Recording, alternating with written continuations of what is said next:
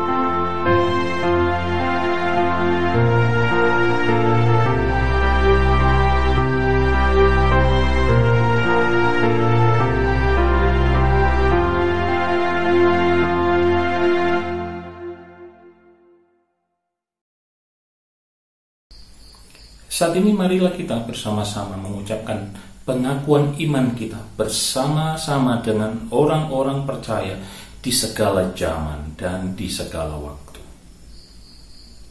Aku percaya kepada Allah Bapa yang Maha Kuasa, Khalik langit dan bumi, dan kepada Yesus Kristus, anaknya yang tunggal Tuhan kita, yang dikandung daripada Roh Kudus, lahir dari anak darah Maria, yang menderita di bawah pemerintahan Pontius Pilatus, disalibkan, mati, dan dikuburkan, turun ke dalam kerajaan maut.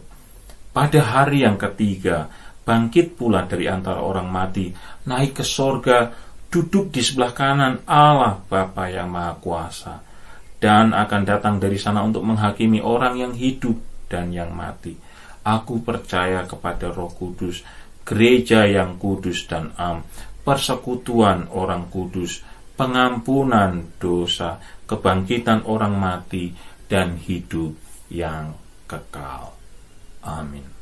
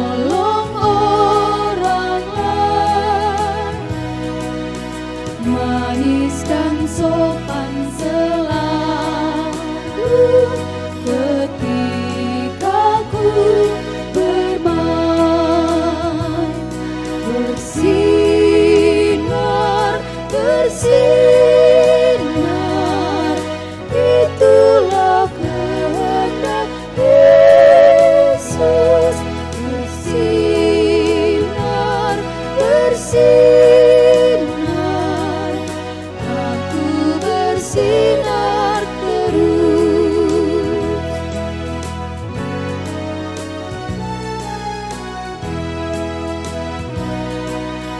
Ku mohon Yesus menolong, menjaga hatiku agar bersih dan bersinar, meniru Tuhanku. Bersinar, bersinar, itulah kehendak Yesus.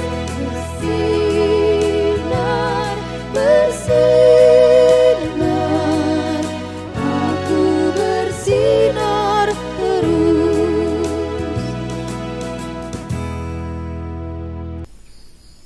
Bapak Ibu Saudara yang dikasihi oleh Tuhan, mari kita bersama-sama berdoa sebelum kita mendengarkan firman Tuhan.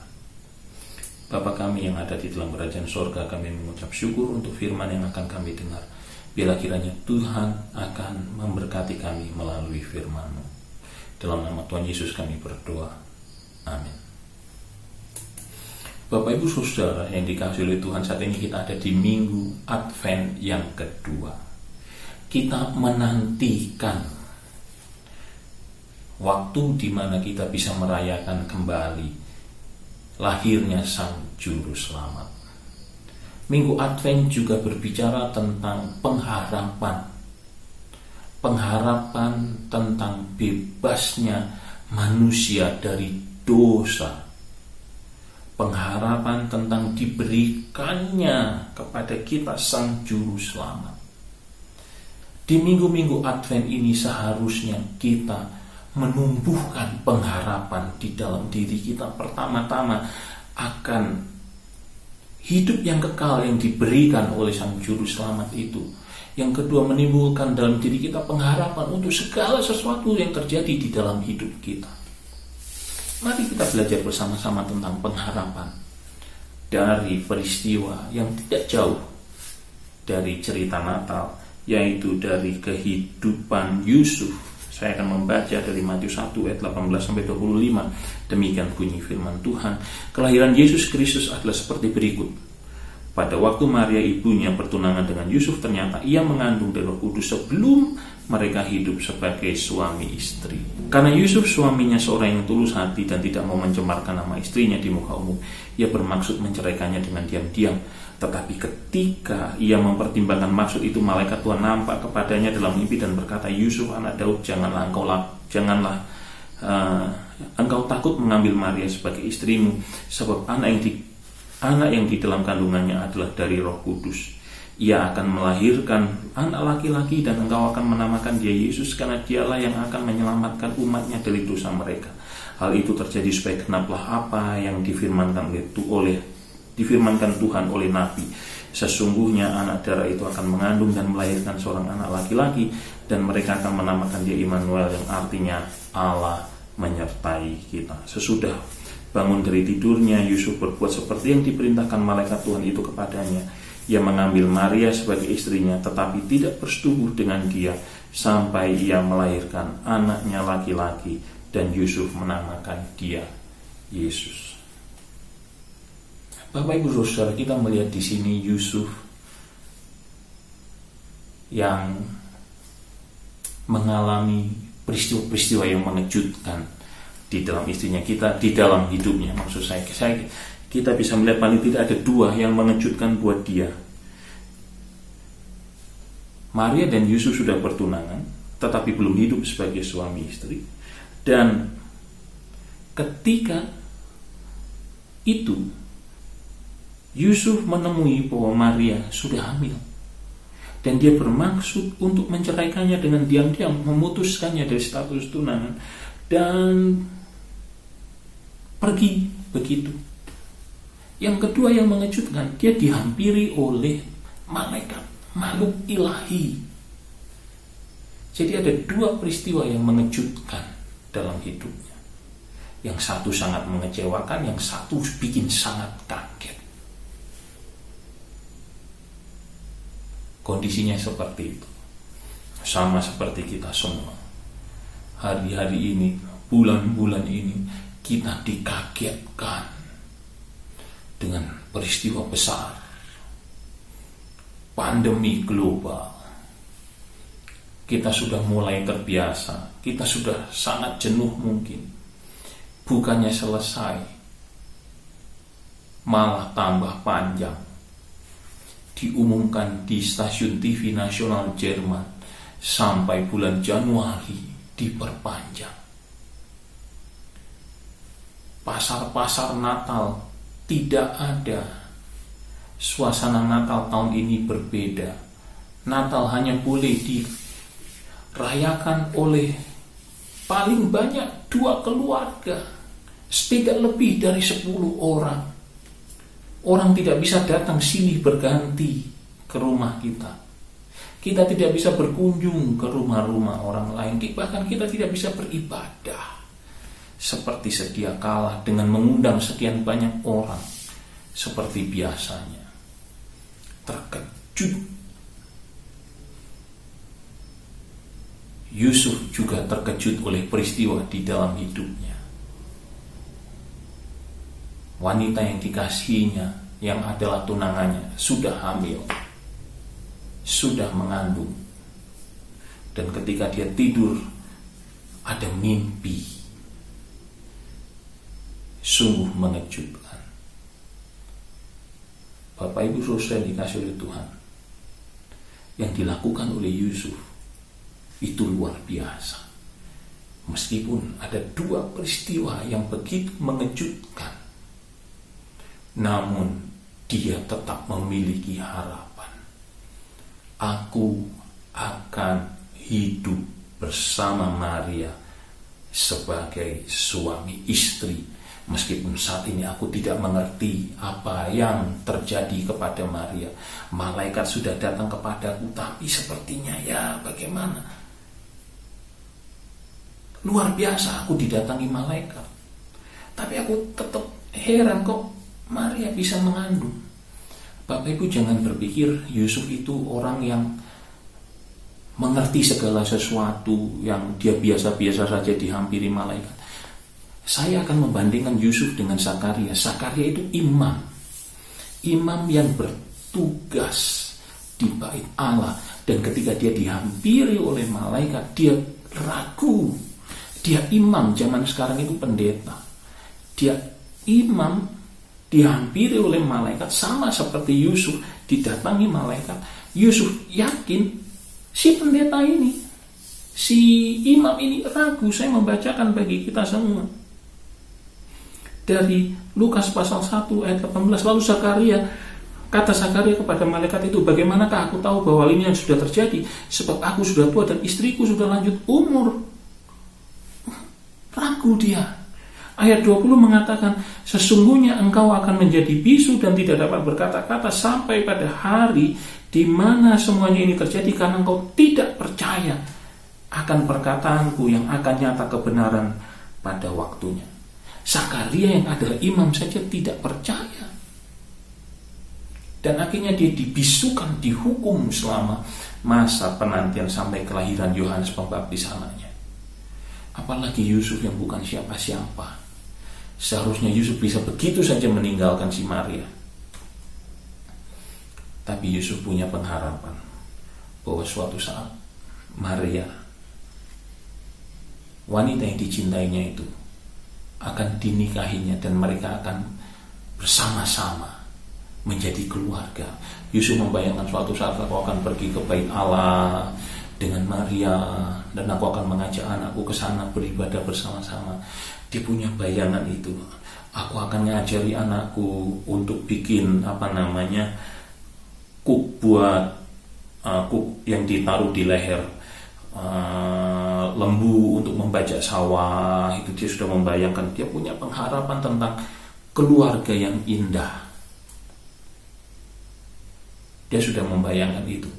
Dan Yusuf punya banyak sekali alasan untuk mengatakan harapanku buyar. harapanku bubar. Istriku sudah mengandung sebelum kami menikah. Kemudian ada makhluk ilahi datang. Nggak mungkin aku percaya makhluk ilahi. Imam saja nggak percaya kok.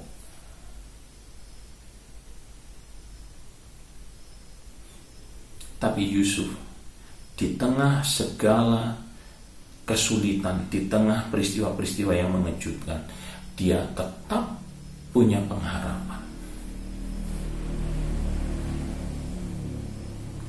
Pertanyaannya bagi kita, saat ini kita juga memiliki peristiwa-peristiwa yang mengejutkan yang terjadi di sekeliling kita, yang tadi saya sudah katakan. Secara pribadi, Bapak Ibu kita semua punya masalah. Gereja tempat kita ada juga punya pergumulan. Kalau disuruh bercerita tentang masalah, kita bisa berlomba-lomba menceritakan bahwa masalahku paling sulit.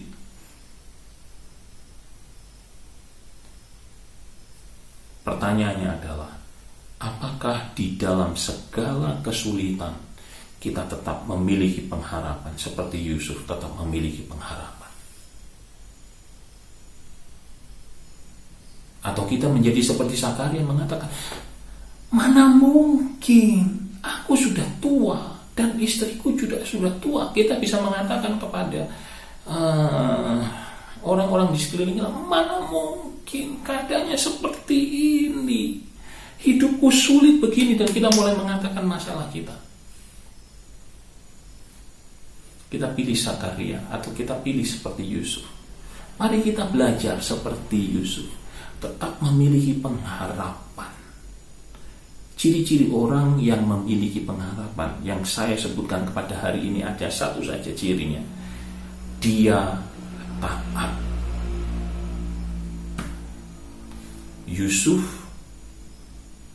dia memiliki pengharapan itu dan dia taat kepada firman yang disampaikan kepadanya. Jangan ceraikan Maria. Jangan sentuh Maria. Jagalah dia. Kalau mau saya saya ungkapkan dengan kata-kata saya sendiri. Dan Yusuf taat. Alkitab mencatat seperti ini, Bapak Ibu Saudara yang dikasihi Tuhan. Alkitab mencatat seperti ini. Yusuf berbuat seperti yang diperintahkan malaikat Tuhan itu kepadanya. Ia mengambil Maria sebagai istrinya, tetapi ia tidak bersetubuh dengan dia sampai ia Maria melahirkan anaknya laki-laki, dan ia menamakan dia Yesus. Taat sekali, berbuat seperti yang diperintahkan malaikat. Dia mengambil Maria sebagai istrinya, tidak bersetubuh dengan Maria sampai melahirkan anak, dan menamakan dia Yesus. Ada 4 tindakan ketaatan yang dikerjakan oleh Yusuf.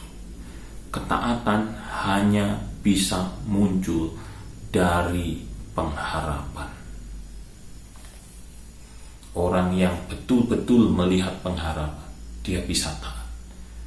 Aku yakin Tuhan pasti menolong aku. Aku yakin Tuhan pasti mendengar doaku. Itu pengharapan.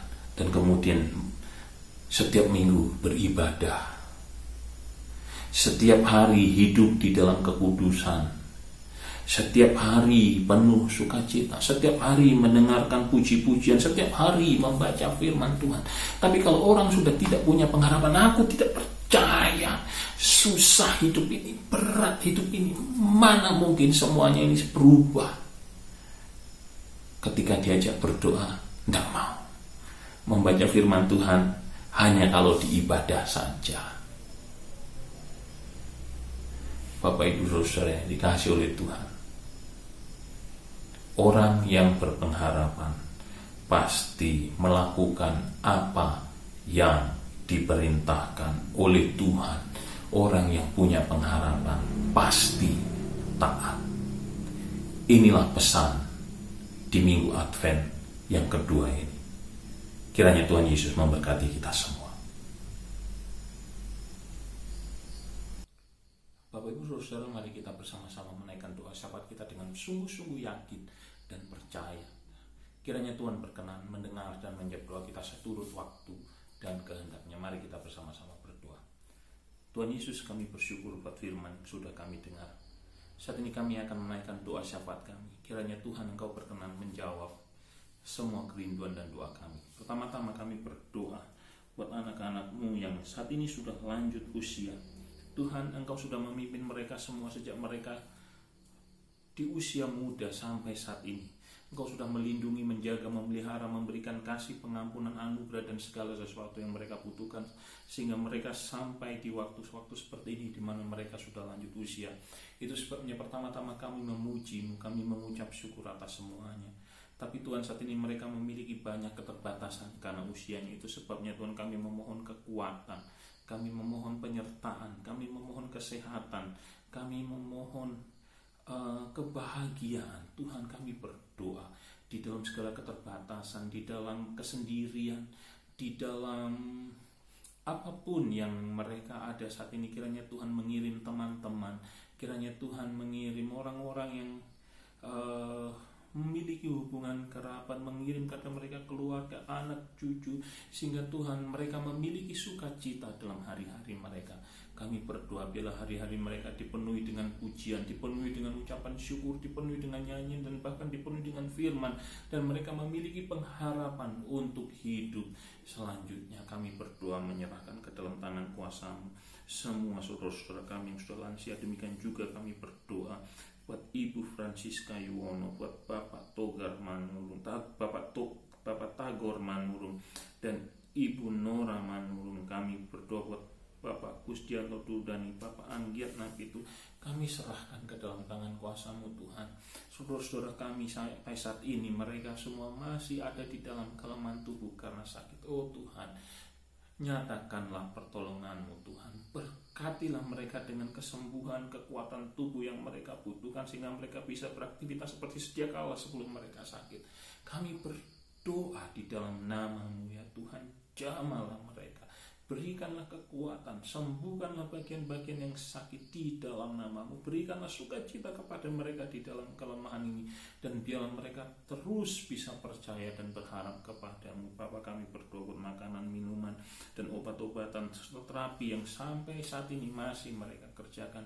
Kiranya mereka semua bisa mendapatkan manfaat semaksimal mungkin dari semuanya itu. Kami berdoa buat kota Sigi di Sulawesi Tengah yang saat ini sedang atau baru saja mengalami peristiwa teror. Kami berdoa Tuhan, berikanlah kedamaian di daerah itu, hiburkanlah keluarga yang ditinggalkan di sana, berikanlah ketenangan kepada semua warga. Dan kami berdoa buat pemerintah, supaya pemerintah di Indonesia bisa memberikan kepastian keamanan buat warganya. Kami berdoa supaya tidak ada peristiwa-peristiwa yang lain. Kami berdoa di dalam nama Tuhan Yesus, supaya Tuhan pelaku-pelakunya bisa tertangkap, dan sehingga masalah ini bisa selesai secepatnya. Kami berdoa di dalam nama Tuhan Yesus, lindungilah Tuhan semua orang yang ada di sana, anak-anak-Mu yang ada di sana, gereja-gereja Tuhan yang ada di sana. Tuhan melindungi. Kami berdoa buat pemerintah Indonesia dan Jerman, bahkan seluruh dunia yang saat ini bersama-sama berjuang menghadapi COVID-19 ini. Tuhan, kami berdoa, berikan kekuatan, berikan hikmat, berikan uang yang cukup untuk mengatasi semuanya ini. Kami bersyukur sudah ada beberapa alternatif vaksin. Kami serahkan ke dalam tangan kuasa-Mu. Bila kiranya semuanya ini bisa menyelesaikan masalah dengan baik. Bapak, kami berdoa menyerahkan semuanya hanya di dalam tangan kuasa-Mu. Bapak, Ibu, Saudara yang dikasihi oleh Tuhan, mari kita menaikkan doa Bapa kami. Bapa kami yang di surga, dikuduskanlah nama-Mu. Datanglah kerajaan-Mu, jadilah kehendak-Mu di bumi seperti di surga. Berikanlah kepada kami pada hari ini makanan kami yang secukupnya, dan ampunilah kami atas kesalahan kami seperti kami juga mengampuni orang yang bersalah kepada kami. Dan janganlah membawa kami ke dalam pencobaan, tetapi lepaskanlah kami daripada yang jahat. Karena Engkau yang punya kerajaan dan kuasa dan kemuliaan sampai selama-lamanya.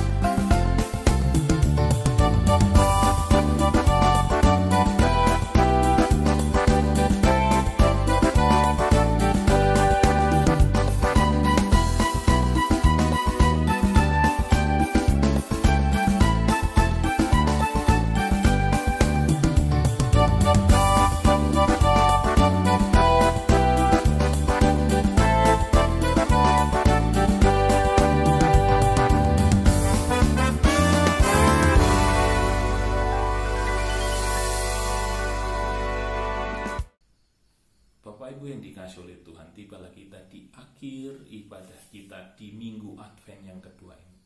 Biarlah kiranya Tuhan menerima ibadah kita. Bila persembahan yang kita berikan bisa dipakai untuk pekerjaan Tuhan di gereja ini.